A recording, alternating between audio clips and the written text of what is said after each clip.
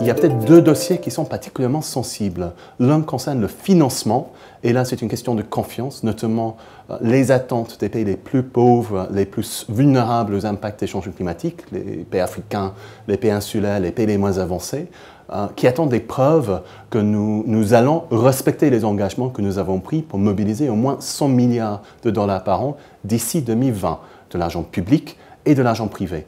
Et surtout, ils veulent savoir quels sont nos projets pour les quelques années à venir. Alors la France va continuer à mobiliser au moins 2 milliards d'euros par an à travers l'Agence française de développement, mais il faut que tout le monde soit clair sur comment on va poursuivre la mobilisation du financement, comment nous allons influer la mobilisation du financement privé. À côté de cet enjeu financement, il y a la question de ce qu'on appelle les pertes et dommages. C'est les impacts des changements climatiques auxquels on a du mal à s'adapter. Ça va au-delà des impacts à court terme.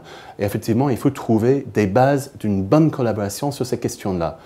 Alors, le deuxième jeu d'action, ça concerne la préparation de l'accord que nous visons en 2015 à Paris. Un accord pour la période après 2020.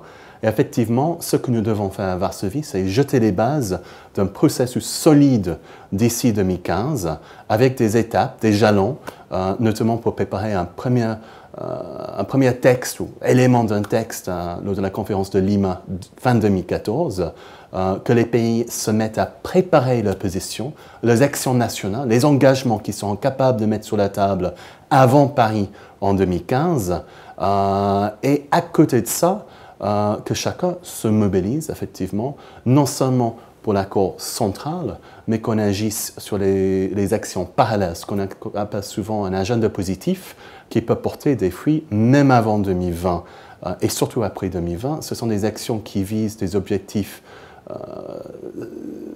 autres que le climat, par exemple l'accès à l'énergie, le développement urbain, d'autres enjeux, l'agriculture, etc., mais avec des co-bénéfices très importants pour le climat. Et c'est un agenda qui peut mobiliser l'action, qui peut vraiment rassembler les pays, les autres acteurs autour de l'action. Et ça crée les bonnes conditions pour la réussite en 2015 et la mise en œuvre.